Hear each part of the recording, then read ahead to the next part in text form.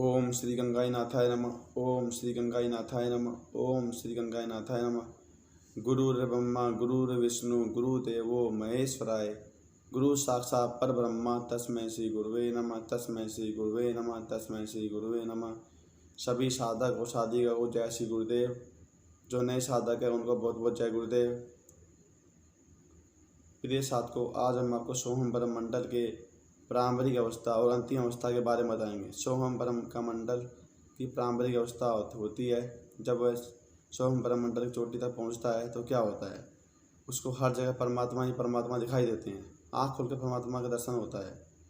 ये सोहम ब्रह्म मंडल की प्रारंभिक अवस्था है। हर जगह परमात्मा ही परमात्मा दिखाई देगा। दीवार पर जाएगा तो कहीं रास्ते यात्रा में जाएगा, यात्रा पे जाएगा, हर जगह परमात्मा परमात्मा दिखाई देगा। हर जगह जिस परमेश्वर को मानता है वही दिखाई देगा। जैसे किसी को कोई गुरु को मानता है, गुरु से क्या ध्यान करता है, उसको गुरु गुरु दिखाई देगा।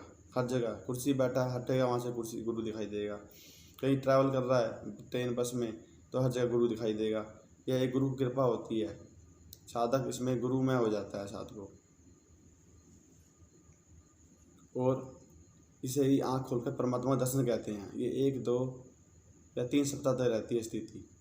उसके बाद यह स्थिति खुलना चालू हो जाती है, स्थिति बंद होने चालू हो जाती है। कुछ साधकों ने प्रश्न कुछ करते हैं कि हर जगह गुरु ही गुरु दिखाई देता है, ऐसा क्यों हो रहा है। यह गुरु कृपा होती है साधक को।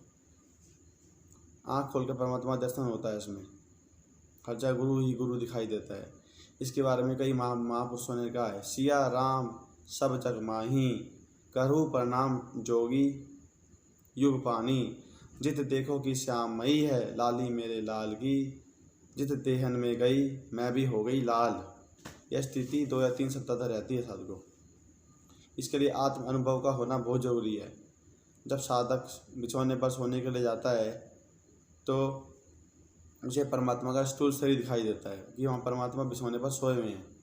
जैसे बेड पर सोता जाता है सोने के लिए, कहीं भी चट्टाई पर सोने नीचे से आता है तो परमात्मा ही दिखाई देते हैं। वहाँ पर भी हर जगह परमात्मा ही परमात्मा दिखाई देते हैं। ये आत्म अनुभव की स्थिति होती है। इसके लिए आत्मज्ञान का प्रकट होना बहुत जरूरी है, और इससे आत्मज्ञान प्रकट हो जाता है। जब ऐसी स्थिति आ जाती है तो साधकों के साथ चमत्कार घटना चालू हो जाते हैं। वैसे गंगानाथ जी महाराज ने इंतजाम कर दिया था। ऐसे ही साधक जो बोलता है वही सत्य हो जाता है। साधक बस को भी काम कर सकता है। बस को भी, ट्रेन को भी। उसके मुँह से निकल गया कि बस जाम हो जाए, वहीं बस रुक जाएगी और बस आगे नहीं बढ़ पाएगी। ऐसी स्थिति आती है। ये कुंडली की बहुत ही ऊँची हुई अवस्था है, पहुँची हुई अवस्था है। इस साधक को ऐसी स्थिति में चुप रहना चाहिए। जो भी बोलेगा वो सत्य हो जाता है, और उसकी हर वाणी सत्य होती है। यहाँ पे कुंडली यहाँ पे कंट्रोल में आने शुरू हो जाती है। यह गुरु कृपा से ऐसा होता है साधक को। अब हम आपको बताते हैं पंच तत्व से शरीर निर्मित हुआ है। हमारा शरीर, हर वस्तु में पंच तत्व पाया जाता है। हर वस्तु में एक तत्व पाया जाएगा। इसके बारे में कई महापुरुषों ने कहा है। सगुण भ्रम सब जग जगत है, निर्गुण बसता सब माही। शिवानंद सच कह रहा कि किछ चित दूसर नाही। जब स्थूल शरीर परमात्मा का दिखता है वहाँ पे, जहाँ बिछौने पर सोने के लिए जाता है साधक, तो वह आत्मज्ञान से इस स्थिति से बाहर निकल जाता है। तो इससे क्या होता है, ब्रह्म तत्व मह तत्व की प्राप्ति होती है, और मह तत्व से पंच तत्व की प्राप्ति होती है। मह तत्व से पंच तत्व की प्राप्ति होती है। पंच तत्व हर वस्तु में विद्यमान है। इस सृष्टि की उत्पत्ति हुई है पंच तत्व से। जहाँ पे पंच तत्व होता है, हर जीव में एक पंच तत्व पाया जाता है। 1 या 2 पंच तत्व पाया जाता है। 2 या 3 एलिमेंट्स पाए जाते हैं, और मनुष्य तो 5 तत्वों से बना है, 5 एलिमेंट से। इसलिए वह पूर्ण कहा जाता है। यह इसी में ही आत्मज्ञान की प्राप्ति होती है साधक को। सोहम ब्रह्म मंडल की अंतिम अवस्था के बारे में बताते हैं।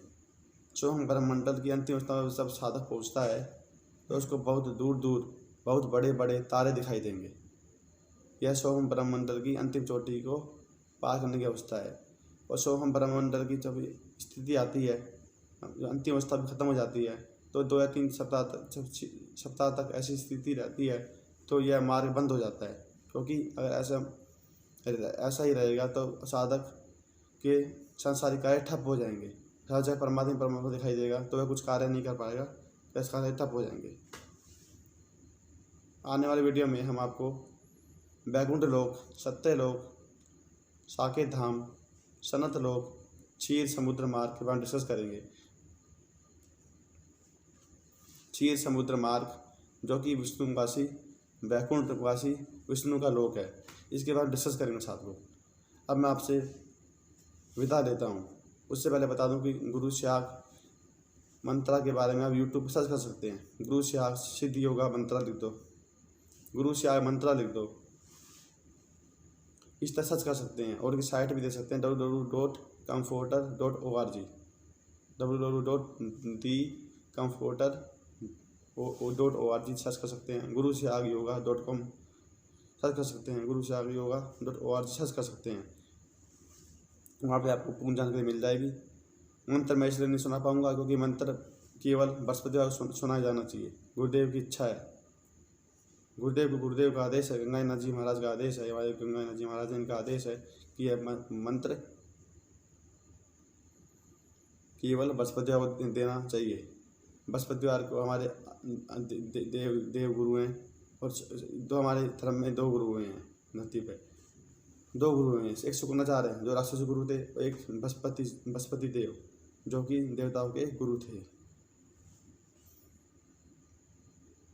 इसलिए गुरुदेव का आदेश है कि बृहस्पतिवार को दीक्षा देनी चाहिए।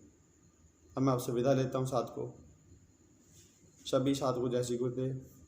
गुरुर् ब्रह्मा गुरुर् विष्णु गुरुदेवो महेश्वराय, गुरु साक्षात परब्रह्म तस्मै श्री गुरुवे नमः। जय गुरुदेव, जय कल्की।